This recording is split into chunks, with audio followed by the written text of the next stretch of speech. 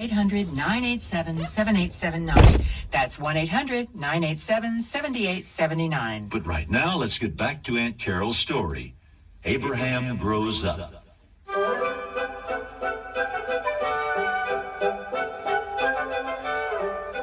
Now that Abraham's stepmother had arrived, put the house in order, and gathered the children to her heart, Abraham was free for a time to be like other boys. Although, almost from the beginning, everyone felt that there was something peculiar-some about Abe, and that he wasn't just like other boys. Oh, no. Look at it. It's awful. Josh, don't. Just stop it. You're being cruel, Zach. Ah, Sarah, you girls are just sissies. No, we're not, Zachary. We're just not mean like you and Josh. Yeah, we never put hot coals on a turtle's back and burn him alive. Abraham! Abraham, come here. Come quick. Yeah. Call your brother to fight your battles. What's the matter? Oh, no! What y'all doing here? Why, I can't believe y'all do such a thing to this poor critter. Aw, you don't want any fun, Abraham Lincoln. It's just an old turtle. Well, Josh, I reckon this here turtle's life is just as sweet to him as yours is to you. There now, that's better. All the coals are off of him. Come on, he's no fun. You're just mad 'cause he won't kill turtles. Shucks, he won't even kill a snake. Besides which, he looks funny. Yeah, Abraham. What's that hanging out below your pant legs? Them shin bones, don't you know? You best put stretchers on them pant legs of yours, Abraham. They'll be up to your knees soon, sure enough. Spider legs, spider legs.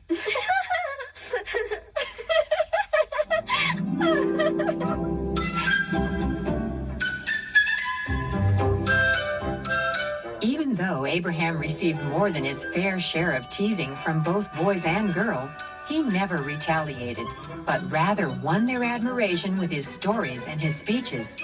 It was a common sight to see him standing on a stump spinning yarns or repeating sermons by heart to a crowd gathered around enjoying the entertainment.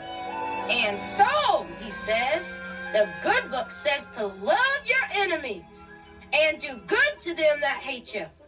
That's the word of the Lord.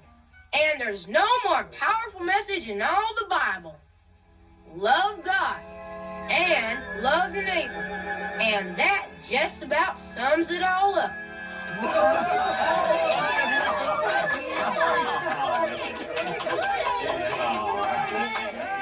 He's good, ain't he? As good as the preacher himself, and that's for sure. Hey, Abraham, tell him the poem he wrote in school. You really want to hear it?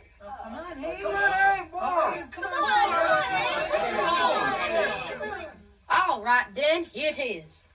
Abraham Lincoln, his hand and pen. He will be good, but God knows when.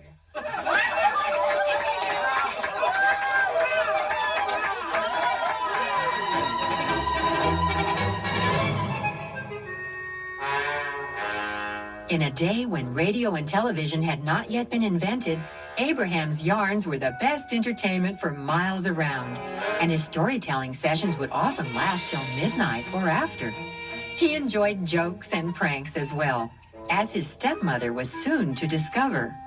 Oh, I guess it's time to be heading for bed. Them chickens will be cackling in the daylight before you know it.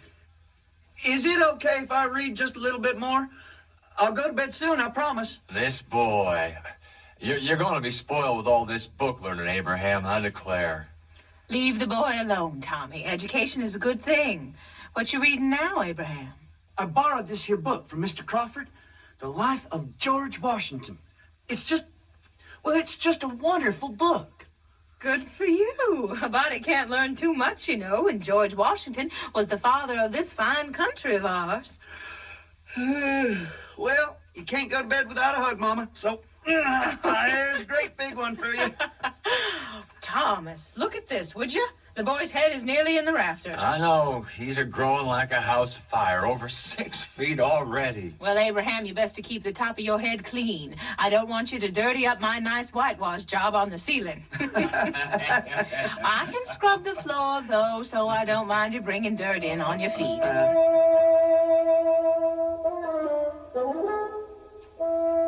The next afternoon, while his stepmother was away on an errand, Hey, Danny.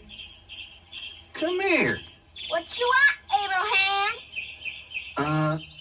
Well, I see you got pretty muddy feet there, Danny, from splashing in that there puddle. Yep, I reckon I do. Well, why don't you get 'em a little muddier? Huh? Yeah, go in the puddle and just plaster 'em with mud. You're gonna walk on a ceiling. I'm gonna walk out of the ceiling. Come on, get busy, into the puddle. Like this? Yeah, that's fine. Now, stand right there. Let me pick you up. All right. Now, we're going inside. All right. Now, I'm going to kind of flip you upside down. Hang on tight to me, Abraham. I got you right around the middle. Now, you just walk on the ceiling, 1 foot in front of the other. Like this? Just perfect. Absolutely perfect. Just wait till she sees this. All righty, that's fine. Did I do good? No boy in the county could have done better. Now, I'll just carry you outside. Down you go.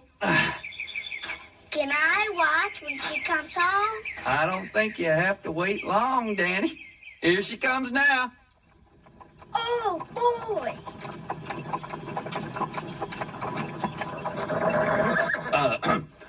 Hey there, Mama. Come here quick, Abraham, and give me a hand with this package. Sure thing. Here, let me take it. Well, Abraham, what do you want for supper? Just cornbread's fine. That in the book. You and your books. I declare you're going to be the smartest varmint in these here parts. You keep that up. And I hope you will. Don't worry, Mama. Hey, Danny. Want a piece of corn cake? Sure do. Come on along, then. I'm a-coming. Here I am. Mercy, Danny, you think you'd starve for some corn cake. Yes, ma'am. Well, just a second here till I get... Why, footprints on the ceiling. Abraham Lincoln, you rascal. I should have known better than to put an idea in your head. I suppose those are your footsteps, Danny. He made me do it. Hey, now. Oh, I know whose idea this here was. I know it well. Don't worry, Mama. I'll give you a clean whitewash ceiling tomorrow. I just couldn't resist.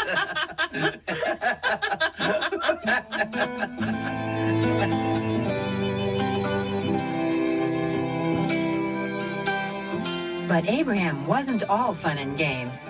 It's true that he attended a nearby school during 2 different school years for only about 4 months each time. And later he said that the total amount of his schooling came to less than a year. Yet he was a serious student. Every night found him curled up with a book, any book he could beg or borrow. He enjoyed the Bible, Pilgrim's Progress, and a number of others, including an autobiography of Benjamin Franklin and Aesop's Fables. One of his favorites was a book he borrowed from a neighboring farmer, Mr. Crawford, entitled The Life of George Washington. It seems to me that they must have been fighting for something pretty uncommon important in this here battle. Must be liberty, freedom, self-determination, all those things are enough for a man to die for. And Washington, the first president. What would it be like to be president of the United States? Abraham knew that the key to knowledge and understanding could be found in books, and he treated every book, especially a borrowed book, with care and respect. Well, I guess I'd better go to bed.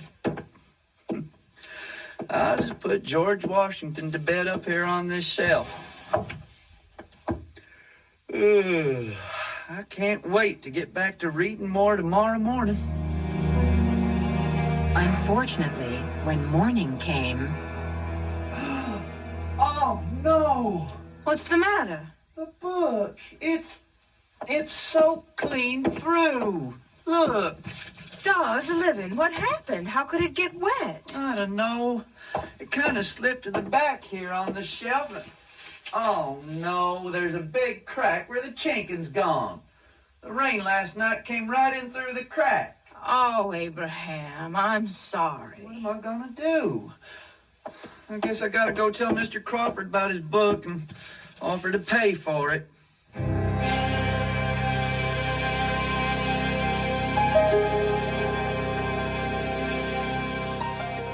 Well, Abraham, I appreciate you coming to me.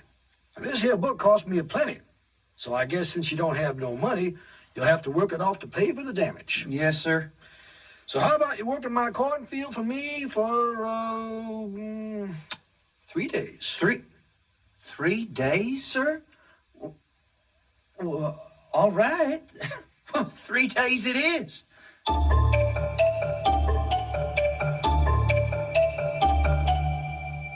Well, you work mighty hard, Abraham. Yes, sir. I'm sorry the pages didn't dry just right. They're a little crinkly. I see. I guess I don't like it so much with crinkly pages and water spots and all. Yes, sir.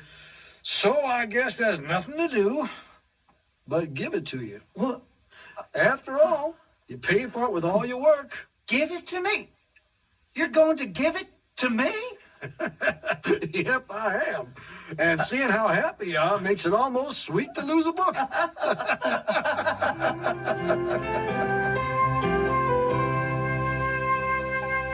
books and Abraham were constant companions. He even took them to the field and plowed with them propped on the plow handle. During brief breaks in work, he'd find a spot of shade and once again bury his nose in a book. But he didn't allow his love of books to keep him from an active life. In fact, when he was 18, he worked near the Ohio River at all sorts of odd jobs. At the roughest work a young man could be made to do, he said later.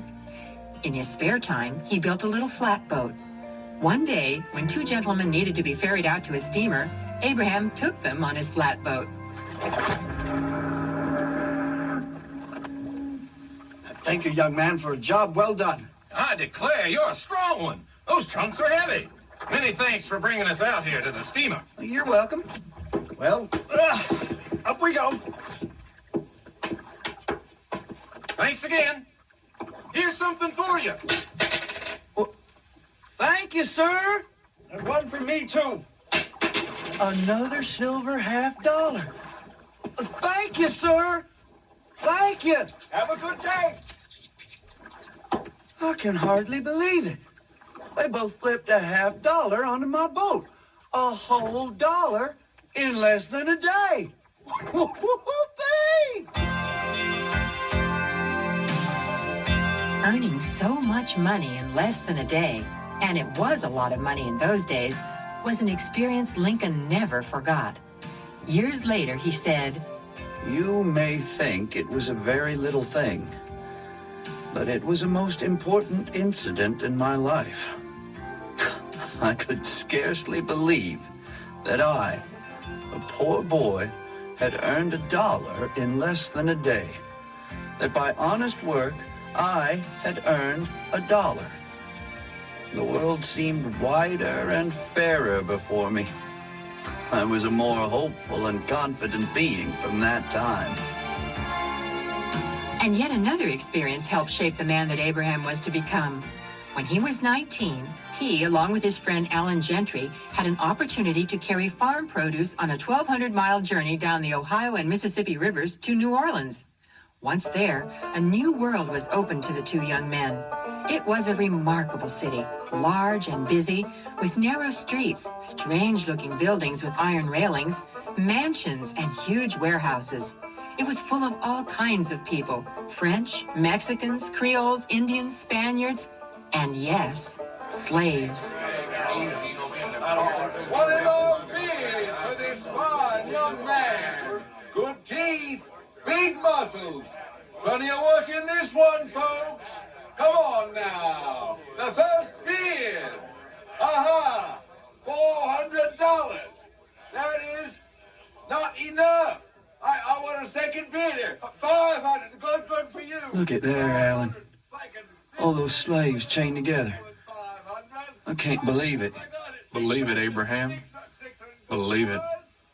I don't think I'll ever forget the sight of it. Not long after he returned from New Orleans, Abraham's family sold their farm and prepared to move to Illinois near the Sangamon River, a place known to Indians and settlers alike as a land of plenty, with its rich black soil and flowing streams.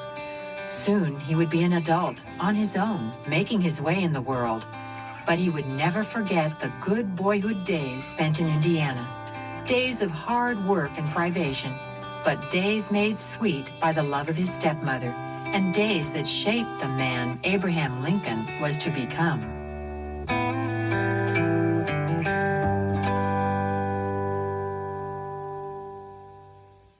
Aunt Carol, do you remember reading about the time some men were telling President Lincoln about a lake they'd seen in Nebraska that had an Indian name? Oh, yes. One of them said, "I can't remember the Indian name, but I know it means weeping water."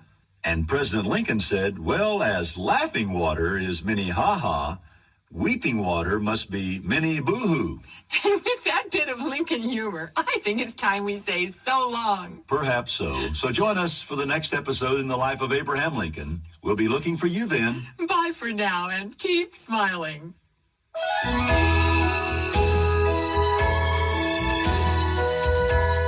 This has been your Story Hour, building for a better tomorrow. This is Aunt Carol. And Uncle Dan saying, Goodbye, everyone. See you again next time.